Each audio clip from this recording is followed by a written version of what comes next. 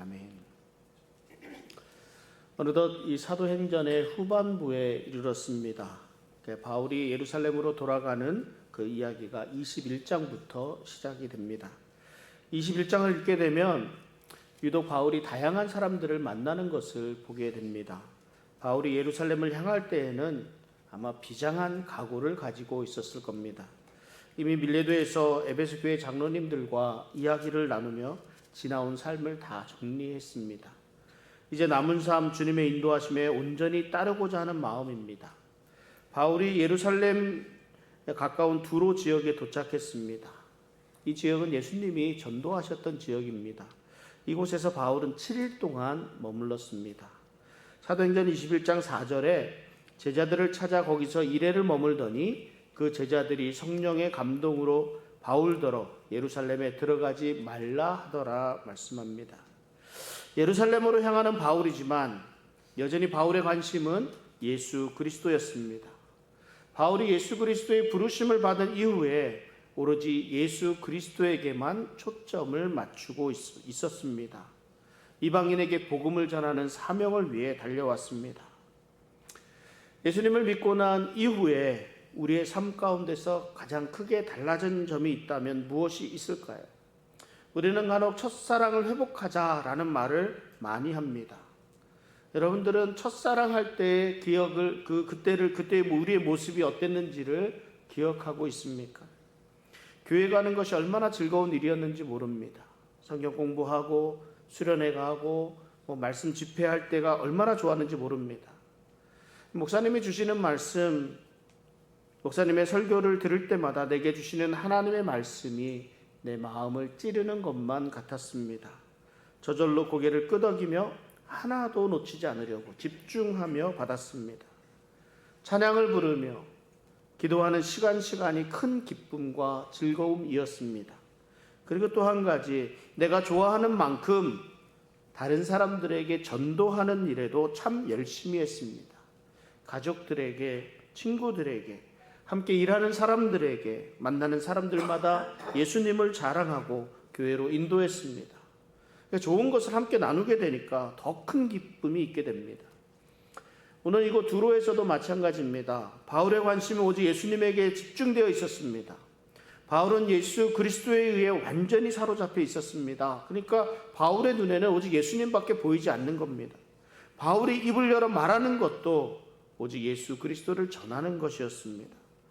바울이 마지막을 준비하고 있는 가운데 두로에서 만나고자 했던 사람들, 이 또한 예수님의 제자들이었습니다. 바울의 관심이 오직 예수 그리스도에게 있었기 때문에 어느 곳에 가든지 바울은 예수 그리스도의 제자들을 찾았습니다. 다른 것에는 아무런 관심이 없었던 거예요. 바울은 이곳에서 신실하고 성령 충만한 그리스도인들을 만났고 교제하게 되었습니다. 그리고 이 제자들을 통해 사실 예루살렘에 가지 않는 것이 좋겠다는 권면을 받기도 했습니다. 바울과 두로의 제자들은 7일 동안의 짧은 만남을 가졌습니다. 이들은 이전에 서로 전혀 모르는 사람들이었습니다. 그럼에도 불구하고 바울과 이들의 헤어짐이 절절합니다. 사도행전 21장 5절에 보면 이 여러 날을 지낸 후 우리가 떠나갈새 그들이 다 그 처자와 함께 성문 밖까지 전송하거늘 우리가 바닷가에서 무릎을 꿇어 기도하고 그들이 다 그 처자와 함께 성문 밖까지 전송합니다. 헤어짐이 아쉬워서 성문 밖까지 따라 나가는 것을 보게 됩니다. 우리도 그렇지 않습니까? 우리 예배 후에 식사를 하면서 함께 많은 이야기를 나눕니다. 그런데 헤어지기가 아쉽습니다. 그래서 교회 현관 입구에 또 옹기종기 모입니다. 저는 이런 모습들이 참 좋습니다. 성도 간에 나누는 교제가 얼마나 아름다운지요. 바울과 두로의 제자들과의 그 헤어짐의 마지막, 이 모습이 기도였습니다. 바닷가에서 무릎을 꿇어 기도하였다 말씀합니다. 이런 모습이 그리스도 안에서의 진정한 만남의 모습입니다. 오늘을 살아가는 우리들은 수많은 만남을 가지게 됩니다. 아무런 이유 없이 스쳐 지나가는 사람들도 있지만 대개는 특정한 목적을 가지고 만남을 가지게 됩니다. 그런데 이 만남 이후에까지 그 만났을 때의 감정을 가지고 가는 경우는 대단히 적습니다. 오히려 고독을 느끼게 되고요. 오히려 허무함만이 가득할 때가 많습니다. 그러다 보니 다시는 이러한 모임에 가지 않으리라 이렇게 결심할 때도 있습니다. 그런데 우리 성도 간의 만남은 그렇지가 않습니다. 만남 이후에 힘이 되고 위로가 됩니다. 왜 그럴까요? 우리 안에 함께 계신 예수님 때문에 그렇습니다. 오늘날 다른 사람들과의 만남을 어려워하는 사람들이 많이 있습니다. 그런데 특별히 교회 안에서도 더 그렇습니다. 왜 그래요? 상처를 주지 않아야 된다. 또 무례해서는 안 되겠지요. 그래서 적당히 거리를 유지하려고 합니다. 어느 정도 손해보지 않는 범위, 시간을 많이 빼앗기지 않는 범위, 그런 정도의 선에서 만남을 유지하려고 애를 씁니다. 그러다 보니까 만남에 어떤 변화가 없습니다. 진전이 없습니다. 성령의 충만함이 없기 때문입니다. 그리스도 안에서 영적인 만남이 이루어지지 않기 때문입니다. 교제라고 하지요. 이 성도 간의 교제는 우리 교회가 가져야 할 가장 중요한 것 가운데 하나입니다. 소홀히 해서는 안 됩니다. 이 교제는 너무나 쉽게 이루어질 수 있습니다. 왜 그럴까요? 좀 전에 말씀드렸는데 예수님이 우리 안에 계시기 때문입니다. 우리 안에 예수님을 믿는 공통적인 믿음이 있기 때문입니다. 우리 안에 한 성령이 계셔서 소통하시기 때문입니다. 바울이 예수님의 제자들을 찾은 이유도 여기에 있습니다. 저도 종종 어느 지역에 방문하게 되면 그 지역의 목사님들, 동역자들을 찾습니다. 선후배 목사님들을 만나면서 힘을 얻기도 하고 위로를 건네기도 합니다. 이게 정말 반갑지 않습니까? 우리가 그리스도 안에 하나로 묶여 있기 때문에 그렇습니다. 그러니까 바울이 예루살렘을 향하면서 이런 일이 계속되고 있습니다. 이번 장에 많은 사람들이 등장합니다. 이들이 바울과 어떤 만남을 가지고 있는지 이 관계를 보면서 정말 많은 도전이 됐습니다. 밀레도에서 에베소 교회 장로님들과 만남을 가졌습니다. 두로에서 그리스도의 제자들, 예수님의 제자들과 만남을 가졌습니다. 이제 점점 더 예루살렘에 가까워집니다. 바울이 가이사라에 도착했습니다. 사도행전 21장 8절에 보니까 이튿날 떠나 가이사라에 이르러 7 집사 중 하나인 전도자 빌립의 집에 들어가서 머무르니라. 빌립은 예루살렘 교회에서 세운 7 집사 중에 한 사람입니다. 스데반의 순교 이후에 예루살렘에 많은 사람들이 흩어졌습니다. 이때 빌립은 사마리아에서 복음을 전했습니다. 빌립을 전도자 빌립이라 이렇게 부릅니다. 빌립이 사마리아에서 복음을 전하여 많은 신자를 얻었습니다. 빌립이 성령의 인도하심으로 이디오피아의 국고를 맡고 있었던 네시와의 만남을 가졌던 일을 기억하실 것입니다. 빌립이 그 자리에서 이디오피아의 네시에게 물로 세례를 베풀었습니다. 빌립의 삶은 전도자의 삶이었습니다. 그리고 이제 사마리아의 끝자락인 가이사라 지역에서 살고 있었습니다. 이런 빌립에게 신실한 4딸이 있었습니다. 이들이 모두 예언자라 말씀합니다. 그러니까 자신들뿐만 아니라 자녀들까지도 신앙으로 잘 양육했습니다. 바울이 이 빌립의 집에 머물렀다 이렇게 말씀합니다. 빌립이 예루살렘에서 집사로 세워지고 스데반의 순교로 사람들이 사방으로 흩어졌을 때가 약 20년 전의 일입니다. 이때 바울이 무엇을 하고 있었습니까? 이때 바울은 스데반의 순교 현장에 있었습니다. 스데반에게 돌을 던지는 사람들의 옷을 맡아두고 있었습니다. 바울은 예수님을 핍박했던 사람이었습니다. 바울은 예수 믿는 사람을 잡아 죽이겠다고 대제사장에게 명령을 받아서 다메섹으로 향하기도 했습니다. 빌립이 이런 바울의 손을 피해서 사마리아 성으로까지 흩어졌습니다. 그러니까 어떻게 보면 빌립이 자기 살던 고향을 떠나서 타지로 이동하게 되었던 원인을 제공한 사람이 이 바울이라고 할 수도 있습니다. 그런데 이제 20년이 지난 후에 바울이 빌립의 집에 머무르게 되었습니다. 이 한국 속담에 참 재밌는 말들이 참 많습니다. 원수는 외나무 다리에서 만난다. 또 이런 말이 있어요. 침 뱉은 우물물을 다시 와서 먹는다. 그런 말도 있습니다. 우리가 언제 어디에서 다시 만날지 아무도 알 수 없습니다. 전혀 만나지 못한다고 해도 과언이 아닙니다. 그러나 만날 사람은 만나게 되어 있습니다. 그러니까 우리의 만남과 헤어짐을 소중히 여겨야 합니다. 특별히 우리의 만남은 주님 안에서의 만남입니다. 예수님께서 연결해 주셨습니다. 그러므로 더욱 소중히 여겨야지요. 바울이 여러 날을 빌립의 집에 머물렀습니다. 빌립은 이방인의 사도로 쓰임을 받은 바울을 그리스도의 사랑으로 환영했을 겁니다. 그러나 바울의 입장은 또 달랐습니다. 바울은 늘 빚진 자의 마음으로 살아왔습니다. 어떻게 보면 빌립에게도 용서를 빌어야 했습니다. 빌립이 가이사랴에 머물게 된 이유 중 하나가 바울 때문이라고 할 수 있기 때문입니다. 20년 전에 바울은 자신을 빚진 자라 여기지 않았습니다. 바울은 로마 시민권을 가지고 있었습니다. 이름 있는 학자에게서 교육을 받아서 높은 학식을 가지고 있었습니다. 또한 대제사장으로부터 권리를 부여받은 그런 권력도 가지고 있었습니다. 세상의 가치로 본다면 다 이룬 사람이라 할 수도 있습니다. 성공한 사람입니다. 그런데 이런 사람이 다메섹으로 가는 길에 예수님을 만났습니다. 그 삶이 180도 바뀌었습니다. 떳떳한 사람이 아닌 빚진 자가 되었습니다. 무엇 하나 부러울 것이 없었던 사람이었는데 이제 자신이 가진 것으로는 아무것도 할 수 없다는 것을 알게 됐습니다. 이전까지 자신은 탄탄대로를 살아왔다고 생각했지만 그 결과는 아무것도 아님을 알았습니다. 그리고 자신의 잘못된 삶으로 인해서 많은 사람들이 고통을 받았다는 것도 알게 되었습니다. 그래서 모든 사람들에게 빚진 자가 되었습니다. 그래서 바울은 자신의 남은 삶을 이 빚을 갚기 위해 살아왔습니다.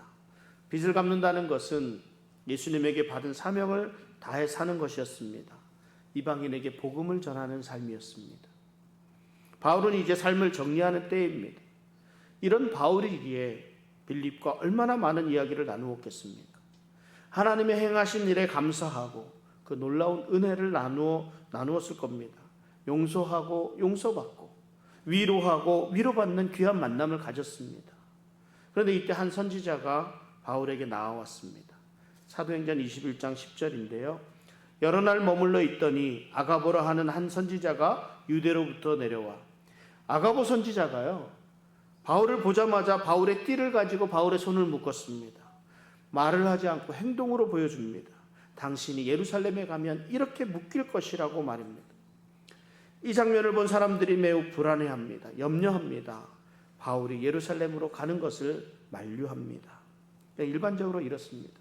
우리가 하나님의 음성을 듣는 방법이 여러 가지가 있습니다. 가장 중요한 것은 하나님의 말씀인 성경을 통해서 주시는 말씀입니다.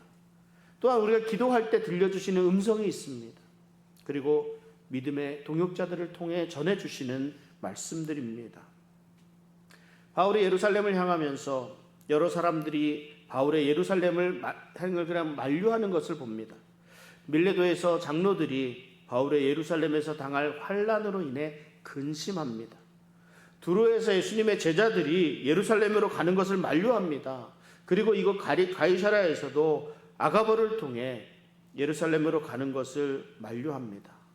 그런데 바울이 흔들림이 없습니다. 바울이 무엇 때문에 이들의 만류에도 불구하고 예루살렘 행을 고집하고 있겠습니까? 바울을 걱정하고 만류했던 사람들은요, 에베소 교회의 장로님들이었고 예수님의 제자들이었고 아가보라는 선지자였습니다. 이 정도면 예루살렘으로 가지 말라는 하나님의 뜻으로 받아도 되는 거 아니겠습니까? 이들이 모두 성령의 충만함으로 예언을 했다고 말씀합니다. 바울에게 반드시 일어날 일이면 틀림이 없습니다. 그런데 자세히 보면 환난이 있을 것이라고 예언하고 있지만 예루살렘으로 돌아가지 말라는 하나님의 말씀은 없었습니다. 성령님은 환난이 있을 것이라고 말씀하시지만 예루살렘으로 돌아가지 말라는 말은 사람들의 걱정과 음성일 뿐입니다. 바울이 이것을 잘 분별했습니다. 하나님이 바울의 예루살렘 행을 있을 환난을 보여주시는, 계속해서 반복해서 보여주시는 이유가 무엇일까요? 바울로 준비하게 하시기 위함입니다. 예수님의 십자가는 가장 참혹한 징벌이었습니다. 예수님도 이 십자가를 피하고자 하셨습니다. 그럼에도 불구하고 예수님 앞에는 여전히 십자가가 놓여 있었습니다. 이에 예수님은 피하지 않고 하나님의 말씀에 순종하셨습니다. 바울의 앞에는 환난이 있을 것입니다. 이 확률이 30%도 아니고 50%도 아니고 100%입니다. 하나님이 여러 번에 걸쳐서 말씀해 주셨습니다. 바울이 이 길을 가야 합니다. 이것이 하나님이 내게 주신 길입니다. 내 앞에 놓여진 십자가, 내가 가야 복음이 전파됩니다. 바울이 이 사실을 너무나 잘 알고 있었습니다. 그래서 예수의 이름을 위하여 묵묵히 그 길을 걸어갑니다. 우리를 향한 하나님의 부르심이 이렇습니다. 우리 앞에는 늘 장애물이 놓여 있습니다. 세상은 우리를 반기지 않습니다. 세상의 정의가 우리를 막을 수 없습니다. 우리는 예수님의 이름을 위해서 살아가도록 부르심을 받았습니다. 우리 앞에 놓여 있는 십자가를 지고 예수님을 따라갑니다. 이것이 우리가 가야 할 길입니다. 피한다고 피할 수 있는 길이 아닙니다. 극복해야 하는 길입니다. 그래서 사도 바울이 오늘 함께 읽은 본문 사도행전 21장 13절 이렇게 말씀합니다. 우리 같이 다시 한번 읽어보도록 하겠습니다. 바울이 대답하되 여러분이 어찌하여 울어 내 마음을 상하게 하느냐. 나는 주 예수의 이름을 위하여 결박당할 뿐 아니라 예루살렘에서 죽을 것도 각오하였노라 하니. 하나님의 부르심에 대한 바울의 태도가 이렇습니다. 죽을 것도 각오한 바울입니다. 우리 안에 나는 죽고 예수님이 살아야 합니다. 내가 그리스도와 함께 십자가에 못 박혔나니 그런즉 이제 내가 사는 것이 아니고 내 안에 주님께서 사시는 것이라. 이런 고백을 수없이 우리가 하지 않습니까? 그런데 여전히 죽지 않고 살아있으니까 걱정이 되고 염려가 되는 것입니다. 바울은 죽기를 각오하였다 고백합니다. 이게 뭐예요? 죽기밖에 더 하겠느냐 이겁니다. 이미 내 안에 나는 죽고 예수님이 살아계시는데 죽음도 두렵지 않다는 이 바울의 믿음의 고백이 오늘을 살아가는 우리 성도님들의 고백이 되시기를 바랍니다. 그리고 이어서 우리가 잘 알지 못하는 한 사람이 등장합니다. 사도행전 21장 16절에 가이사랴의 몇 제자가 함께 가며 한 오랜 제자 구브로 사람 나손을 데리고 가니 이는 우리가 그의 집에 머물려 함이라. 오랜 제자 나손. 이 오랜 제자라는 의미는 평생을 구도자로 살아왔던 사람이라는 말입니다. 나손은 약 70세 정도 되는 노인으로 전해집니다. 나손의 이름 뜻이 권고자, 부지런한 구도자라는 뜻을 가지고 있습니다. 나손은 오랫동안 배우기를 힘썼던 사람입니다. 이 나손과 동행한 이유를 그의 집에 머물려 함이라 말씀합니다. 나손은 자신의 가지고 있던 예루살렘 근방의 저택을 바울을 위해 내어 놓았습니다. 여러분, 이 성경이 하나님의 말씀입니다. 이 귀한 말씀 가운데 한 구절을 할애해서 한 사람을 소개합니다. 그 사람이 나손입니다. 오랜 제자라 합니다. 이 오랜 제자의 어떠한 점이 성경에 이름을 남길 정도까지 되었겠습니까? 무엇이 그리 중요하고 대단하기에 나손이라는 이름을 기록해야 했을지를 생각해 봅니다. 그런데 우리가 알 수 있는 것은 오랜 제자라는 것과 그가 집을 제공하였다라는 것뿐입니다. 나손은 오랫동안 주님의 제자로서의 사명을 다한 사람이라 이렇게 생각이 됩니다. 그리고 그의 말년에 한평생을 그리스도의 복음을 전했던 한 사람의 전도자를 위해서 자신의 집을 내어놓는 헌신을 하게 됩니다. 집을 내어놓는 것이 어려운 일이라는 것이 아닙니다. 누구나 집도 내어올 수 있고 그 경비를 지원할 수 있습니다. 그럼에도 불구하고 이 나손이라는 인물이 드러나게 된 것은 바울의 마지막을 위로해 주시는 하나님의 은혜가 아닌가 생각을 합니다. 바울에게는 이 나손의 헌신이 보이기 이전에 이것이 하나님의 은혜로 먼저 보이게 되지 않았을까 생각해 보았습니다. 이것이 오랜 제자 나손을 통해 이루어진 것입니다. 많은 사람들이 처음에는 열심히 하다가 나중에는 손을 놓아버리는 것을 종종 봅니다. 이 장로님이 되기 전에는 열심히 봉사하다가 장로님이 되고 나서 이 교만해짐, 이것을 참 많이 보았습니다. 청년기 때 목사님들이 참 열심히 사역하다가 은퇴하게 되었을 때 실수를 하게 되는 목사님들도 목회자들도 많이 보아왔습니다. 이런 것이 좀 이상하지 않습니까? 벼는 익을수록 고개를 숙입니다. 점점 더 성숙해져 가야 하는 것이 맞습니다. 그런데 그렇지 않은 사람들이 너무 많습니다. 처음부터 끝까지 자신의 신앙을 유지하는 것조차 쉽지가 않습니다. 그래서 예수님이 두아디라 교회를 칭찬하는 말씀이 생각이 납니다. 요한계시록 2장 19절 말씀 같이 한번 읽어보겠습니다. 내가 네 사업과 사랑과 믿음과 섬김과 인내를 아노니 네 나중 행위가 처음 것보다 많도다. 오랜 제자 나손과 같이 주님 우리를 부르시는 그날까지 우리의 사업과 사랑과 믿음과 섬김과 인내로 더욱 충성할 수 있는 우리 성도님들 되시기를 바랍니다. 나중이 더 충성된 성도의 삶이 되시기를 바랍니다. 바울의 이 예루살렘 여정에는 이 많은 사람의 염려와 걱정, 위로와 격려가 있었습니다. 바울의 이 여정 가운데 만난 사람들은 우리가 그리스도 안에 한 가족이며 형제 자매라는 것을 다시 한번 생각하게 합니다. 오직 예수 이름을 위해서 살아온 바울의 마지막 여정에 함께한 이들과의 만남을 통해서 저는 제 자신을 또한 돌아봅니다. 바울은 자신에게 주어진 사명, 예수 이름을 위해서 평생을 살아왔습니다. 오늘 제게 주어진 사명, 우리 교회를 통해 이루고자 하시는 일에 얼마만큼 다가갔는지를 생각해 봅니다. 그리고 이제 주어지는 다음 단계를 생각하게 됩니다. 하나님께서 여러 가지로 열어주시는 줄 믿습니다. 바울의 여정에 함께했던 사람들은요, 바울과 평생을 같이 했던 사람들이 아니었습니다. 이들은 오직 예수 이름을 가지고 만난 사람들이었습니다. 학연, 지연 이것이 무슨 상관이 있겠습니까? 우리 모두는 예수 이름으로 모인 사람들입니다. 예수 이름을 위해서 살아왔던 바울과 오늘 우리들이 다를 것이 무엇이 있겠습니까? 내가 목사이든 내가 장로이든 내가 집사이든 무엇이 그리 중요하겠습니까? 우리에게 맡겨진 사명은 오직 예수 그리스도를 위해 주어진 사명입니다. 그 직분이 중요한 것이 아니라 내게 주어진 사명이 중요합니다. 바울이 예수의 이름을 위하여 살았던 것처럼 우리도 예수 이름을 위해서 살아가야 하지 않겠습니까? 제가 지난 주중에 어느 한 분과 만남을 가졌습니다. 직장을 잃고 다음 직장으로 옮겨가는 과정 중에 경제적인 어려움을 겪고 계신 분이었습니다. 참 미국 이민 생활이 그렇습니다.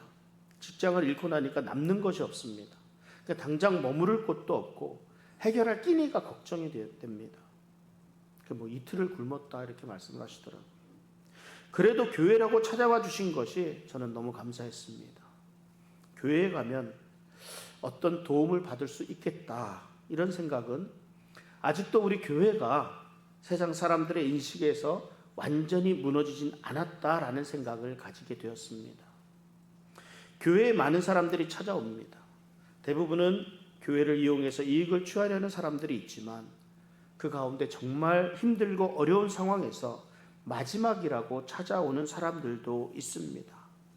제가 이런 분들을 잘 분별할 수 없기 때문에 어려움은 있지만 우리의 마음이 예수의 이름으로 움직인다면 우리의 행한 사랑이 결국은 많은 열매를 맺게 되리라 믿습니다. 우리가 살아가면서 많은 사람을 만나게 됩니다. 공식적인 만남이든 사적인 만남이든 이 만남을 통해 예수의 이름이 전해졌으면 좋겠습니다. 우리가 예수 이름에 먹칠을 하는 것이 아니라 예수 이름을 드러내는 만남이 되었으면 좋겠습니다. 말로만 베푸는 사랑이 아닌 행동으로 옮기는 사랑을 나누었으면 좋겠습니다. 이 바울의 마지막 여정에 힘이 되고 위로가 되었던 많은 사람들은 결국 하나님이 바울을 위해 준비한 사람들입니다. 바울의 빚진 마음을 위로하고 평생 쌓아온 수고와 헌신을 인정하며 감사할 수 있도록 하나님이 예비해 주신 하나님의 은혜입니다. 하나님은 결코 우리의 수고를 잊지 않으십니다. 예수 이름을 위하여 살았던 바울처럼 예수 이름을 위하여 충성하는 우리 사랑하는 성도님들에게 우리 주 예수 그리스도의 은혜와 사랑이 가득하시기를 주님의 이름으로 축원합니다. 우리 시간을 같이 좀 기도하시겠습니다.